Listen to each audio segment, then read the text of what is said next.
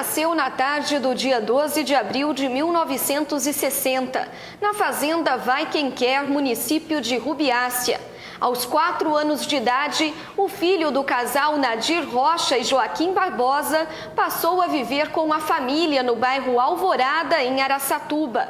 Em 1982, tornou-se ferroviário, profissão da qual se licenciou no ano passado para integrar a equipe de governo da atual administração municipal. Cesarino Barbosa é o entrevistado de hoje no programa Identidade Pública.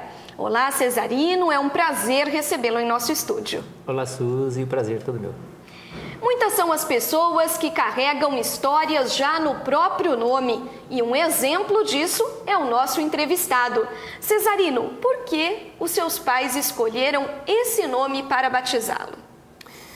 Bom, Suzy, quando eu nasci na fazenda Vai Quem Quer, município de Rubiácea, nós tínhamos um vizinho que era um senhor muito atencioso e auxiliou muito a minha família nesse início, né, de vida do meu pai, que meu pai e minha mãe se casaram, e como esse senhor era essa pessoa muito prestativa e uma pessoa muito assim bom de coração, o meu pai pediu para minha mãe homenageá-lo, né, pondo o nome em mim. E assim nasceu o Cesarino. E assim nasceu o Cesarino, né, que aí inicia-se aí uma história de vida, né. E antes de mudar-se com a família para Araçatuba, vocês moraram nas cidades de Rubiácea e Auriflama. Apesar do pouco tempo em que viveu nesses municípios e da pouca idade que possuía, você se recorda dessa época? Eu me recordo. Nós morávamos na fazenda de uma família tradicional aqui de Araçatuba, que era os Marques da Silva, né, do antigo supermercado Carvoeiro, né? E eu me lembro nessa época, eu era bem pequenininho, mas eu me lembro, né, que não da época da fazenda de Rubiácea, porque aí eu saí recém-nascido, mas na época que eu morei na fazenda em Auriflama, e do qual eu viajava com a minha mãe de Auriflama para um sítio onde meu avô, pai da minha mãe, morava. Eu me lembro bem, né? Eu me lembro do riozinho, né? Que no Lambari, perto de Aracanguá, mais ou menos por ali. Eu me lembro que a gente vinha de ônibus e aí descia num determinado lugar e aí passava por dentro desse riozinho. Então, assim, umas imagens assim que ficam na cabeça de quando você é criança, né? De quando você pescava, os tios faziam aquelas varinhas de pescar com linha e com arame, né? Fazendo um anzol com arame. Então, essa imagem eu tenho clara na minha mente. E tenho também a imagem do falecimento da minha irmãzinha, né? Que era bem pequenininho, mas a minha irmã faleceu nessa época, nesse período, né? Eu devia ter 3 aninhos, mais ou menos. Isso eu lembro claramente, tanto do falecimento da minha irmã dessa época, quanto o falecimento do meu tio, irmão da minha mãe, que faleceu também nessa época, sabe? E, assim, é uma imagem muito marcante na minha cabeça que não vai apagar jamais. Aos 4 anos, você se mudou com a família para Araçatuba. O que atraiu a família do seu Joaquim Barbosa, o seu Guim, para os mais íntimos, né, aqui para o município de Araçatuba? Olha, Suzy, o início da nossa vida, o início da vida a dois do meu pai e da minha mãe foi um início muito difícil, né? É aquele início de imigrante mesmo, né? De pessoas de meeiros, que falava na época que o fazendeiro dava a terra a meia, né, para as pessoas trabalharem na terra. E era uma dificuldade muito grande, né? Quer dizer, isso veio do meu avô, pai do meu pai, e do meu avô, pai da minha mãe, depois do casamento dele, transportou para eles fazer essa função de meeiros. E aí foi naquela época, 62, 63, 64, né, aquela fase difícil, né? Então, o meu pai resolveu largar a vida de roceiro. Foi aí quando nós saímos da fazenda ali em Auriflama e fomos para a cidade. E aí as coisas pioraram ainda mais, né? Que aí a dificuldade é maior ainda, né? Que você tem que pagar aluguel, né? E aí muitas vezes, sem profissão, as coisas acabaram cada vez piorando mais. Aí foi onde meu pai veio, né? Pedir socorro aqui para um tio meu, casado com a irmã dele que morava em Araçatuba, e nos deixou lá, né? Nos deixou lá. E aí a gente vivia praticamente de favores, né? De favor de um, e aí hoje a gente vê muito isso aqui, né? Que é cesta básica da prefeitura, ajuda dos vizinhos, passamos por esse processo muito delicado. Em Auriflama, aí nós passamos, né? A minha mãe mandava carta para o meu pai que estava aqui trabalhando, tentando ganhar a vida aqui para nos trazer, e meu pai começou a demorar, a minha mãe, ela foi assim, uma pessoa muito expansiva, assim, sabe? Se ela resolver que hoje ela vai sair, amanhã ela vai estar lá em São Paulo, ela vai. Ela não quer nem saber, ela dá um jeito e vai, nem que seja de carona. E o que a minha mãe fez? Meu pai começou a demorar muito, a minha mãe foi lá no prefeito e falou assim, olha, meu marido foi para tentar ganhar a vida em Araçatuba e não está dando para ficar aqui, do jeito que eu estou aqui. Não tem como me levar para Araçatuba, né? Isso sem falar para meu pai que estava aqui trabalhando aqui. Aí o prefeito falou, olha, eu não tenho como levar a senhora, eu só tenho um caminhão basculante, né? Mas aí ela falou, não, mas os meus trem aqui é um monte de madeira de serraria que eu tenho lá, que o senhor pode levar para mim, e uns caquinhos velhos lá, o senhor pode jogar lá em cima, se couber os moleques dentro da gabina. E ela veio, e nós viemos de caminhão basculante. Chegou aí, jogou os caquinhos no chão lá e basculou as madeiras lá tudo no chão, e assim nós chegamos em Araçatuba. E como vocês passaram a viver aqui em nosso município? Garantir o sustento de 7 filhos não era tarefa fácil para os seus pais, né? É que no início não era 7, né? Nós tivemos a Maria e a Solange, nós chegamos aqui em 5. Né? Faltavam 2. A Maria e a Solange, que são as duas últimas, elas nasceram já aqui, né? Numa segunda etapa da nossa chegada, né? Mas o meu pai, durante toda essa dificuldade, não tinha profissão. Aí foi nessa época, iniciou a construção da barragem Jupiá. Aí meu tio já levava limão, colhia limão nas chácaras aqui, fazia as caixas de limão galego e levava para Três Lagoas para vender lá. Aí meu pai começou a fazer isso com o meu tio. Mas foi uma situação frustrante, sabe? Nós arrumamos dinheiro emprestado aqui, eles compravam limão, só que chegava lá e a vida lá não era fácil, né? Era muito difícil. E aí a gente não conseguia entender, porque meu pai ia para lá, quando meu pai chegava aqui, a minha mãe tinha que arrumar dinheiro emprestado, pedir para um, pedir para comprar mais limão para levar, porque quando ele chegava sem nada, sabe? Ou com pouco dinheiro, né? Então, foi uma vida muito difícil. E aí, nesse inteirinho, meu pai conheceu algumas pessoas da usina. E aí ele ingressou na usina para trabalhar. Aí ele ficava assim, ou ele vinha de mês em mês, ou de 2 em 2 meses, ou de 3 em 3 meses, né? Nesse intervalo, a minha mãe segurava a onda com essa molecada aqui. A situação, então, não melhorou? Não melhorou. Ela perdurou até... nós chegamos aqui meados de 64, 65, e aí essa dificuldade ela se perdurou até 75, mais ou menos, foi essa dificuldade, sabe? De mudança de casa para casa, né? Foi aonde essa dificuldade, a gente não tinha dinheiro para pagar aluguel, aí até a última casa que nós moramos de aluguel não era nem bem uma casa, né? Moramos de favor num paiol, que era lugar que tinha adubo, né? Aí o seu Bidia, lá do Alvorada, era um senhor fotógrafo, já falecido, uma pessoa muito boníssima, sabe? Uma pessoa de um coração enorme. Falou, olha, eu não tenho muito o que oferecer para a senhora, mas eu tirei uns adubos daquele paiol, se servir, né? Que era um paiol compridinho assim, de coqueiro, sabe? Rachava o coqueiro no meio e fazia como se fosse tábua e em pé. Era uma coisa... E foi ali que a família se abrigou por um período. Por um período. Era coisa de cinema, assim, sabe? Você estava dentro, você via tudo lá fora. Era uma coisa que agora na mente da gente fica até interessante, sabe? O sofrimento era tão grande que... Ô Cesarino, e diante de tantas dificuldades financeiras, principalmente, diante de tantas privações, você conseguiu frequentar a escola? Então, a minha família, ela não tinha essa cultura, aliás, muita gente dessa época não tinha a cultura de estudar os filhos. A mentalidade era assim, não, nós nascemos pobre para morrer pobre, nós nascemos sem cultura para morrer sem cultura. Inclusive, até hoje, eu que tenho nível superior já, né, que consegui a duras penas, depois de casado, consegui fazer faculdade, e a minha irmã que conseguiu fazer 2º grau só, sabe? Ela tem 3º ano de 2º grau, né, que agora é o ensino médio. A minha irmã caçula, ela tem ensino médio, só nós dois. Eu tenho ensino superior e a minha irmã ensino médio. Os outros nenhum estudaram. E aí, não é nem por culpa da minha família, né? Da minha mãe principalmente, que ficava com a gente. Mas é por conta de ser uma cultura anterior deles, né? De, não, nós nascemos pobre, não vamos morrer pobre.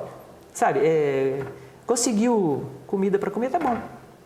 E aí, minha madrinha chegou de Santo André, e aí a gente já tinha passado por essa fase do paiol, a gente já tinha, né, comprado uma casinha no início da Uruguaiana ali, quem chega ali naquele posto de gasolina, na Baguaçu, quando você vai descer na Uruguaiana, ali a minha casinha era ali, né? Essa casinha de 2 cômodos que nós moramos por muito tempo ali. Aí meu pai, com um acerto que ele conseguiu lá na usina, nós conseguimos aquela casinha ali, 2 cômodos. Foi onde nós passamos a maior fase da nossa vida ali. Sabe assim, era uma fase de dificuldade, mas essa fase dessa casa que nós moramos ali, a gente lembra com bastante carinho, sabe? Era muito bom. Já tinha melhorado um pouquinho a situação, ainda era difícil, né?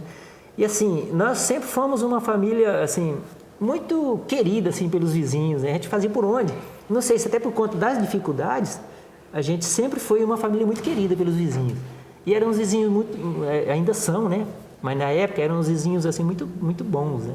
Cesarino, como que era? Você teve a oportunidade de frequentar a escola, mas quando não estava estudando, estava trabalhando para ajudar no sustento da casa? Ou sua mãe não permitia que você fizesse isso por causa da idade, da pouca idade? Não, não tinha opção, não era igual hoje. Hoje é opcional, né? Se o filho quiser trabalhar, vai trabalhar. Se o filho não quiser, igual os meus filhos, por exemplo, eles não trabalharam, né? Eles só começaram a trabalhar depois de formado, né? Mas vocês não tiveram escolha. Nós não tivemos. A gente ia estudar na parte da manhã, na parte da tarde.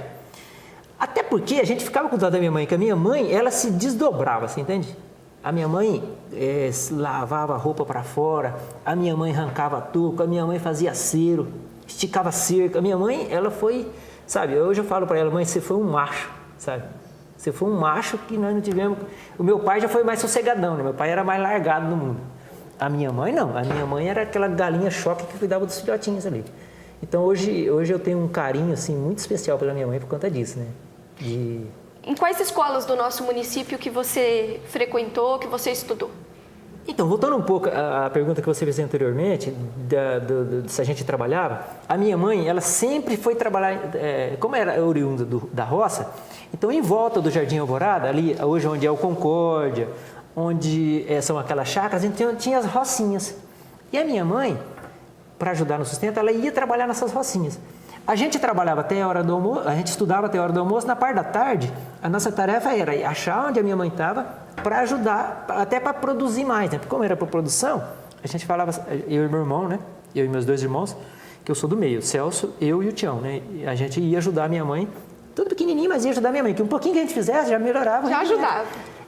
E as escolas, eu estudei na Arantes Terra, 1º e 2º ano. Aí depois, aí eu não me lembro por quê?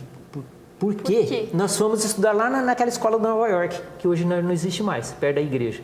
E nós nos formamos lá, né? Assim, era cultural ali do bairro. Você fazia o 1º e 2º ano, geralmente você acabava indo pro Jardim Nova York. Eu não lembro se porque tinha 1º e 2º ano no Alvorada. E o 3º e 4º ano lá, eu não lembro bem dessa fase. Você só sabe que você foi parar lá. Eu sei que eu fui parar lá. Eu não sei, mas eu acho que lá tinha um time de futebol de salão, que era e meus tios já tinham jogado futebol lá, e assim, como tinha campeonatos, né, escolar, e o time do Nova York era muito bom. E eu acho que a gente era tentado a ir para lá para ir jogar bola, né? Que era a diversão da época. Está certo, este é o programa Identidade Pública, que hoje recebe o ferroviário Cesarino Barbosa. E no próximo bloco ele continua a nos contar a sua história. Nós voltamos já.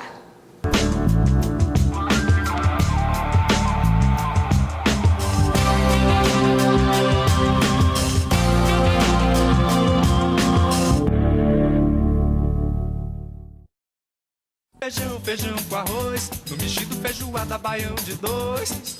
Arroz com feijão, essa mistura construiu uma nação. Coma seu caruru, seu acarajé, tome seu tacacá, seu chimarrão. Prove o que há de bom em sua região, só não esqueça, meu amigo, do arroz com feijão. Coma feijão com arroz. Feijão com arroz é Brasil que dá gosto. Uma campanha, Ministério do Desenvolvimento Social e Combate à Fome. Brasil, um país de todos. Essa mistura construiu uma nação. O Graac sabe onde quer chegar, por isso já conquistou tantas coisas, como esse monte de sorrisos. Ele sempre correu atrás dos seus sonhos. Muitos viraram realidade, como o seu hospital altamente especializado. Muita gente faz parte disso, porque a cura do câncer é uma causa nobre e precisa avançar ainda mais. Essas crianças sonham com o futuro. E para esse futuro acontecer, deixa a causa te abraçar. Graac, combatendo e vencendo o câncer infantil.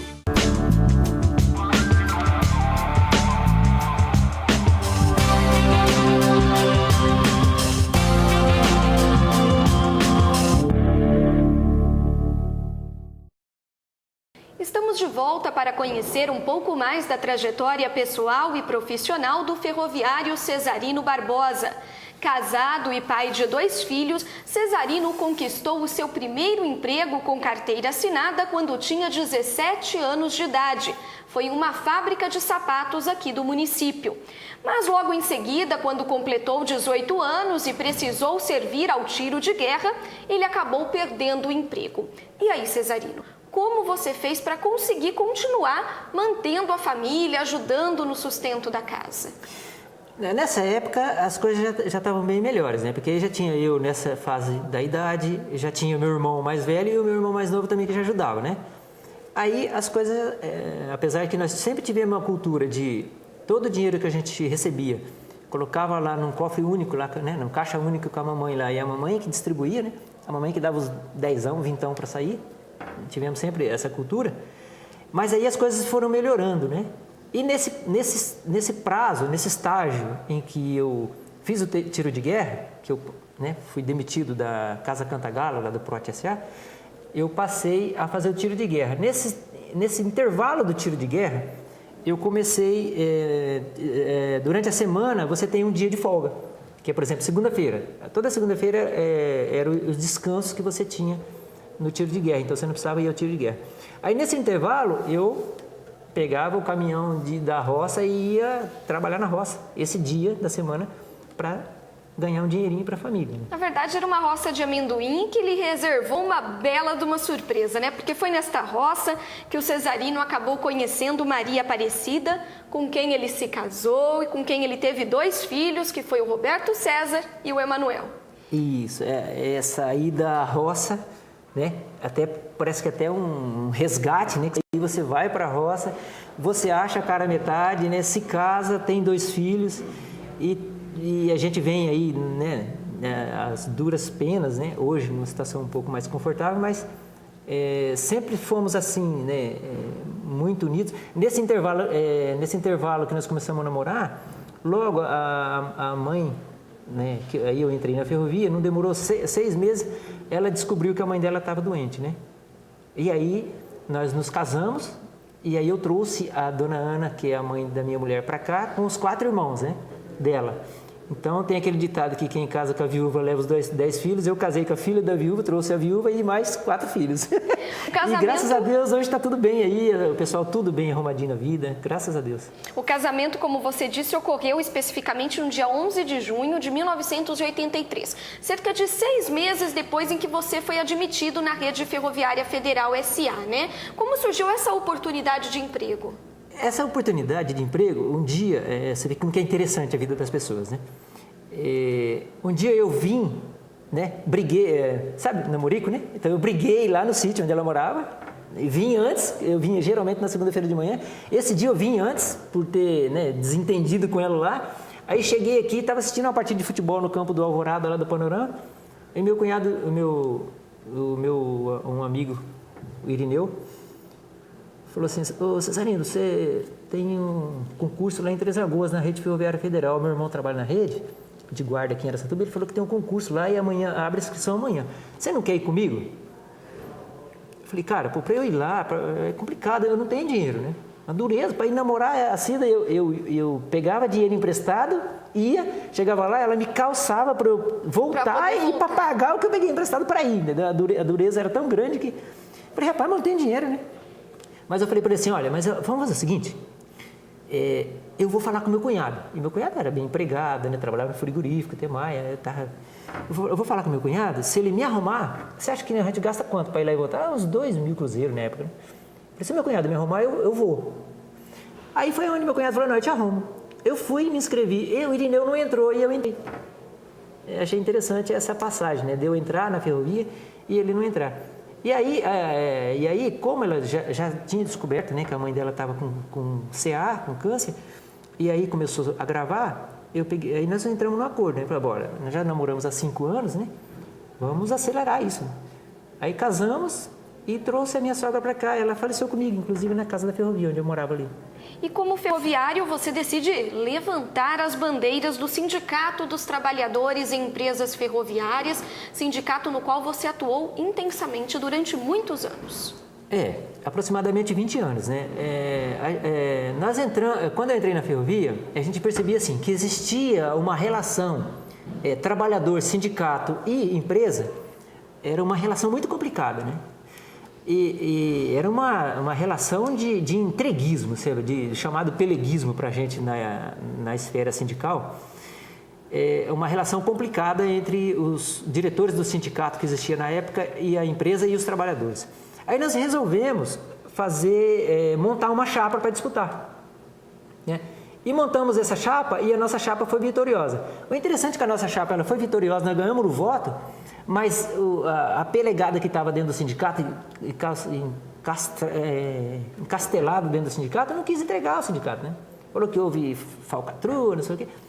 Aí, um dia eles saíram do sindicato, nós entramos para dentro do sindicato lá em Bauru e ocupamos o sindicato e ficamos até hoje. Quer dizer, faz 20 anos. Hoje eles não conseguem, hoje o nosso trabalho, a atuação sindical nossa, ela é assim, tão democrática e interessante, que a empresa tenta formar, até pouco tempo atrás, ela tentava formar chapa para disputar com a gente. Hoje nem isso ela consegue mais, né? Hoje ela nem tenta mais, porque o último pleito que ela montou uma chapa amarela, que a gente fala deles, que eles disputaram com a gente, nós tivemos 85% dos votos e eles 15%. Então agora eles nem montam mais, sabe? É interessante essa... Já ferroviário, sindicalizado, em 1992 você decide graduar-se em letras pela então Instituição Toledo de Ensino. Por que esse curso? Eu acho assim que eu sempre pensei assim que eu vivo, sabe? Tanta dificuldade que nós passamos, como eu me baseei na minha irmãzinha, né? Que a gente podia ter morrido lá atrás também igual ela, né? Aí eu sempre pensei, tudo que eu vou fazer primeiro bem feito. E segundo, eu vou fazer as coisas mais difíceis, entendeu? Então, é interessante essa passagem, que eu cheguei lá na portaria, né? A Neuza e a Ana Maria, que estavam lá até hoje, né? Eu cheguei lá e falei assim para ela assim, olha, eu vim aqui para querer fazer uma faculdade, mas eu não sei nem por onde eu começo. Eu falei, qual que é o que dá dinheiro mais rápido? Eu falei assim, dá dinheiro mais rápido é ser professor. Então, mas que área que eu vou? Eu quero ir pela área mais difícil. Qual que é a área mais difícil? É a que tem inglês, né? Letras. É essa que eu quero fazer. Mas é difícil, mas eu quero fazer. Aí, menina, quando começou, eu estudei pelo financiamento da Caixa, né? E eu lembro que eu fiz o financiamento da Caixa e aí eu tive que fazer inglês, porque Lina, literatura inglesa e norte-americana, era tudo em inglês. E eu não sabia ler. Como é que eu ia fazer prova? Aí eu tive que entrar no CCA e começar a fazer um curso de inglês para entender, para ler os textos, que eu não sabia nada, né? E hoje, olhando para trás, você se arrepende dessa escolha?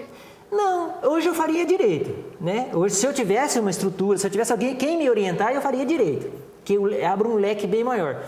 Mas eu ainda penso em fazer direito independente disso, porque letras te dá um embasamento interessante para qualquer outra profissão que você for fazer.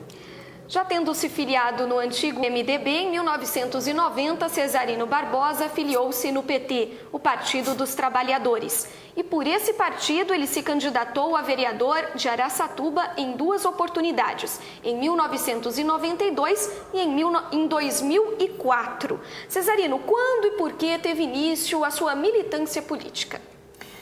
A minha militância política, ela vem... desde quando eu era jovem, que eu já comecei a minha militância na Sociedade Amigo de Bairro, né? Então, tinha os amigos da Sociedade Amigo de Bairro, como a gente era influente, a gente era do campo de futebol e a gente era das brincas de antigamente, que falavam, né? Os bailinhos antigamente nas casas era chamado de brinca. Então, a partir daí, surgiu a ideia de montar uma Sociedade Amigo de Bairros inclusive com muita influência do José Roberto de Oliveira, né, finado José Roberto de Oliveira, e do Nelson Cosme Santana, que era envolvido com a Sociedade Amigo de Bairro. E com futebol, o Santana com futebol e o Santana e o Cezinha com futebol e o Zé Roberto com Sociedade Amigo de Bairro. E o Zé Roberto era um petista, sabe, fervoroso. Sabe, imagina um cara fervoroso. Ele era, o sonho dele era, primeiro, Lula governar o Brasil, né, que eu achava um absurdo, né? Eu falei, esse cara é louco, né? E segundo, ele falava que o PT ia administrar Araçatuba. Eu falei, esse cara é louco, numa cidade conservadora igual a nossa, né, cheia de cana-de-açúcar, de boi, né? Jamais. E hoje nós estamos vivendo, né, essa situação. Aí a minha vida ela começou a partir da Sociedade Amigo de Bairro.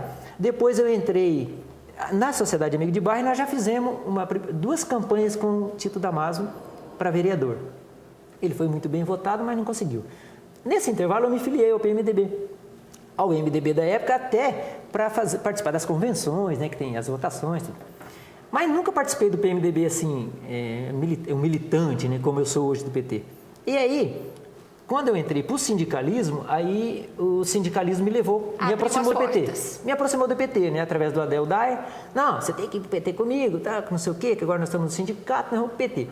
Aí fui para o PT, meio assim com o pé meio atrás, né, fui indo, até que fiquei lá, estou até hoje.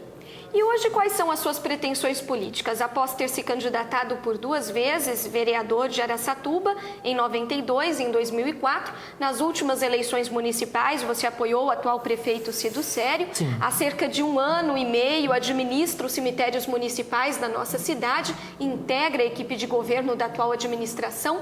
Hoje, quais são as suas pretensões políticas? Então, eu tenho o seguinte pensamento. O político, o cidadão que é político por natureza, ele não pode nunca dizer assim, jamais eu serei mais candidato a alguma coisa. Então, você é sempre candidatável, eu costumo dizer, né? Agora, eu penso da seguinte forma. Hoje, no Brasil, para você ser candidato, você tem que ter 2 situações para você ser candidato. Ou você tem muito dinheiro, ou você tem um bom trabalho de base. Posso citar exemplo, né? Tem quem se elege por ter muito dinheiro, que gasta demais na campanha, e tem um exemplo aqui na casa, né? Um dos exemplos aqui na casa que é a Edna Flor, né? A Edna Flor não precisa fazer campanha, ela já tem um trabalho, né? Ela tem até uma base, né, de trabalho, que se ela não fizer campanha, ela só pôr o nome lá, sou candidata a vereadora, é eleita, né? Então eu tenho esse pensamento. Agora, o que nós estamos fazendo? Eu estou trabalhando da seguinte forma. Eu tenho os meus trabalhos de base, formando os meus trabalhos de base, né? Sendo voluntário nas instituições. Agora nós criamos uma instituição no leste para estar cuidando dessas questões, né, de inserção das crianças que passam necessidade de situação de vulnerabilidade, né, que é o nome chique que se fala hoje. A gente está tentando trabalhar essa questão até para auxiliar as crianças que passaram e que eu me vejo naquelas crianças, né, de hoje, e eu me vejo antigamente, quando eu passei por privações, né, que não tinha orientação de como se lavar, de como escovar os dentes, você entendeu? Então, Você está inserido no voluntariado. No voluntariado. Eu gosto muito do voluntariado. Eu estou na Crepom, né? Eu sou voluntário da Crepom. Eu sou voluntário do Brota Vida. Nós temos essa instituição no Alvorada agora que lida com essa questão, usa do esporte, até o AG é um parceirão nosso, né? Tá sempre, quando a gente precisa tirar foto para fazer as carteirinhas, ele que nos auxilia. Tivemos por 2 anos no SESC Senat fazendo esse trabalho, e aí saímos do SESC Senat e hoje nós estamos fazendo um trabalhinho lá no Vila Feliz, lá no cantinho do Alvorada. E tudo isso feito, primeiramente, com muito amor, né, Cesarino? O interesse político está em último plano. Ele fica no outro plano, né? O primeiro é a satisfação pessoal. Eu me sinto satisfeito pessoalmente. Se amanhã eu não for candidato a nada, não ser candidato a nada, ou isso não servir para nada para mim, isso pouco importa, né? O que importa, eu costumo dizer sempre, e agora como eu estou no cemitério? Como eu estou no cemitério, aí a pessoa chega muito, né, triste, né? E aí não tem o que você falar para a pessoa, né? O que você vai falar? Não tem muito o que falar. Então, eu costumo dizer o seguinte, sua mãe? Minha mãezinha, assim, faleceu. Ela era uma pessoa boa? Boníssima. Isso é que importa. É isso que vai ficar. né? Então, eu costumo dizer isso para mim também. Essa é a herança. Eu costumo dizer isso para mim. Eu pretendo ficar conhecido como uma pessoa que foi uma pessoa prestativa, uma pessoa de bom coração e ponto. Tá bom demais. Está certo, o programa Identidade Pública de hoje termina aqui. Obrigada, Cesarino, pela sua participação, pela disponibilidade em nos contar um pouquinho da sua história de vida. Que é isso? Eu que agradeço. E obrigada a você de casa pela audiência. Continuem em nossa sintonia e até o nosso próximo programa.